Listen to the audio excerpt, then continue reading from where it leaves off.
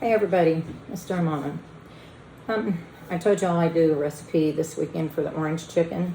So I'm first going to go over the ingredients with you. I'm probably going to have to do this in a couple of different videos. I got my tripod yesterday, but I'm still waiting to get approved on YouTube for it to go live. And my phone decided it wanted to go crazy this morning, so I've got to get a different phone. So I can't use the tripod that I got because that was the one I got for my phone. So I'll go over the ingredients with you, and then I'll have to do probably 2 or 3 videos. So mixing it and then preparing it. So what you're going to need is some boneless, skinless chicken breasts cut up in cubes about like this. You can use boneless, skinless chicken thighs if you prefer. You can use those. You're going to need three eggs, which I have over here. You're going to need 3 eggs whisked up, and you're going to need 2/3 cup of cornstarch and 2/3 cup of flour. And you're going to need oil and a skillet to fry these in. This is your dredging right here for your cube chicken, for your orange chicken. This is just the dredging. And again, your dredging, you're going to have them, you can use boneless, skinless chicken breast or thighs, and you cut them in pieces about like this. I guess I can lift them up, show you a piece about like this, or smaller if you want. It's just up to whatever you all prefer. 3 eggs whisk up. I put in 2/3 cup of cornstarch and 2/3 cup of flour, and I have oil in a skillet. This is going to be the dredging for the orange chicken when we fry it, which I will have to move the iPad to show you when I'm fixing it. Then next is going to be your ingredients for your sauce. And what I suggest you do is get you a pan, because this is going to have to be thickened on the stove. But I'm doubling the recipe because it's just not enough with the rice and everything. We prefer a little bit more of the sauce. So in here I have 2 cups of orange juice. Now, let me explain to you about the orange juice. I don't buy the pre-made that's in the coolers. I buy the can of frozen, and when I need it, I mix it up that day to use because it's much cheaper. And you can use this and then drink the rest of it, but it's still $1.48 for a big can. That's going to make a small pitcher that you're going to pay $3 to $4, $55 for it already made up. And it's the same thing. This is just a concentrated, and I add water out of my refrigerator, filtered water to it. And again, that's 2 cups of orange juice. You're going to need a cup of regular white granulated sugar. And to that, you get a whisk. Forgot to get my whisk. You're going to add, I have 4 tablespoons of rice vinegar. You can use regular cider vinegar, whichever you have on hand, and just get this blended together before we take it to the stove to thicken it. We have 4 tablespoons of soy sauce.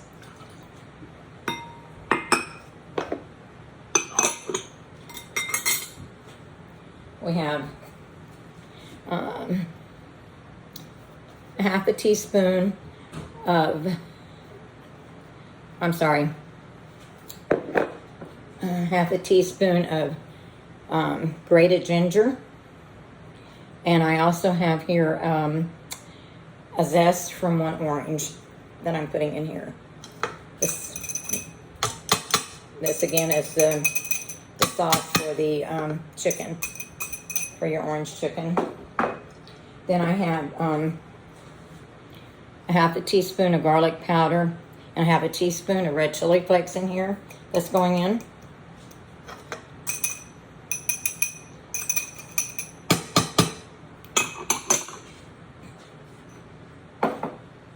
And then the final thing is going to be 2 tablespoons of cornstarch.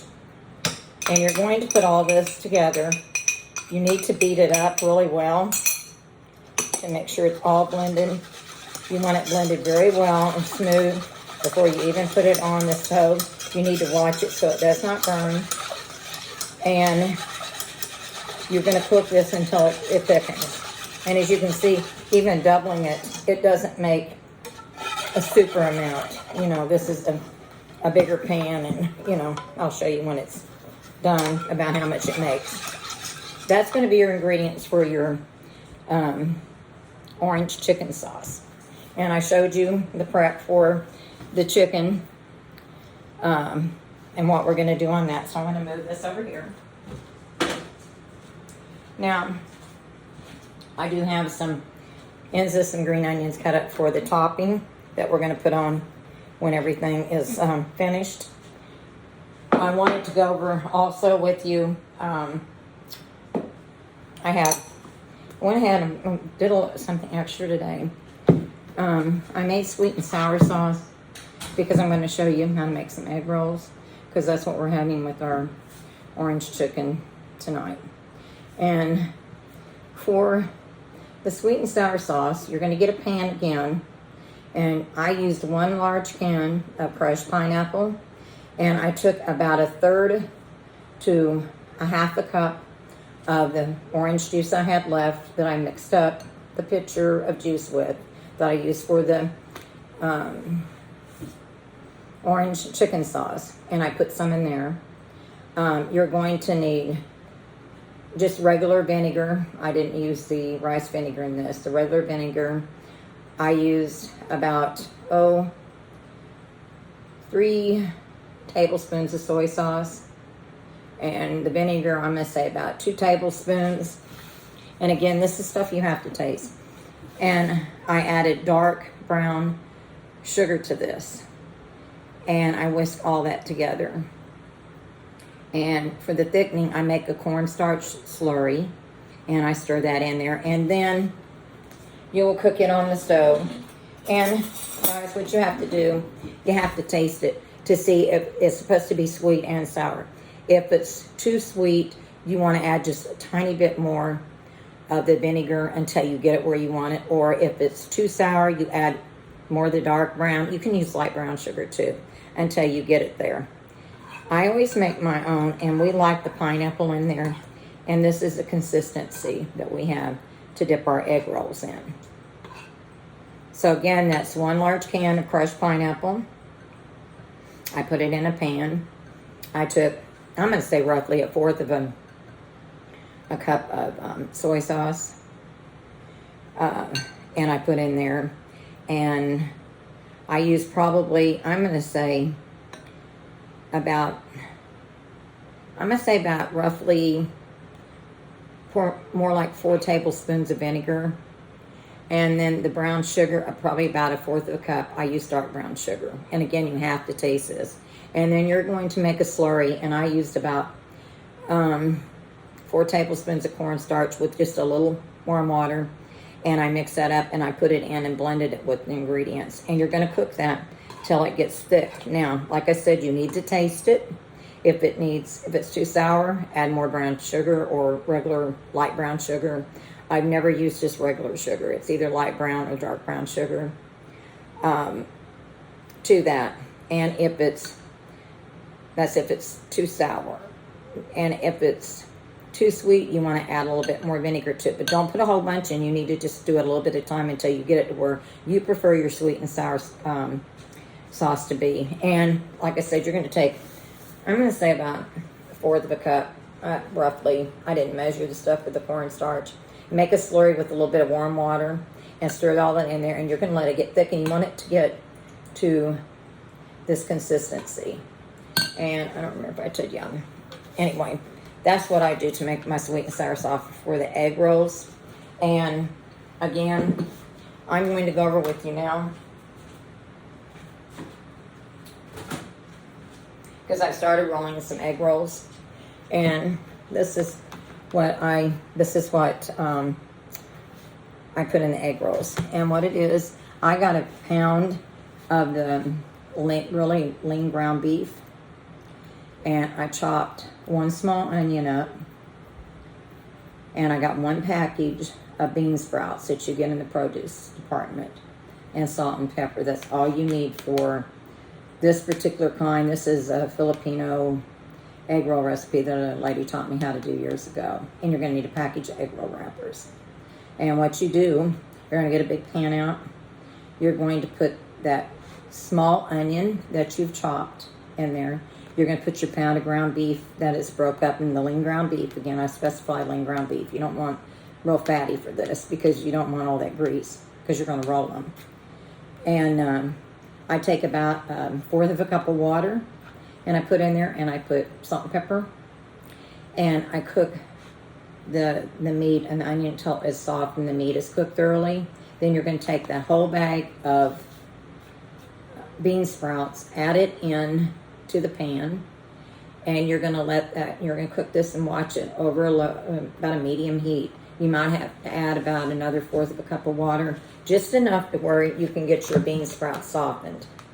Once this mixture all gets cooked and your bean sprouts are softened and it looks this consistency, you're going to take and drain it in a drainer. You want to drain it really well and let it just set and get all that liquid, and keep pushing the liquid through with the back of the spoon until it's pretty dry. And then make sure that you let this mixture completely cool before you try to roll your egg rolls, because if you don't, the wrappers are going to tear and it's going to be a mess. And I was kind of hesitant on even doing it today because I could not find any regular egg roll wrappers. I had to get organic, and they're a little harder to work with. And here's where I've already started rolling some, and I'm going to fry them in a little while. But like I said, make sure that your meat mixture is totally cooled, drained thoroughly, and it's cool. Take the back of the spoon and push that until you get that liquid out, because you don't want it to make your egg rolls mushy. As you can see, you've got to have them to where they're not going to fall apart on you. And you really should put them the seam side down. And if the seams aren't wanting to go together, which these were a little bit more difficult than the regular egg roll wrappers, get a little bowl of water and just get your thumb or your finger wet and just moisten it and push down the egg roll wrappers until they seal good. Anyway, that's where I'm at right now, and I'll come back and show you the other steps when I move this.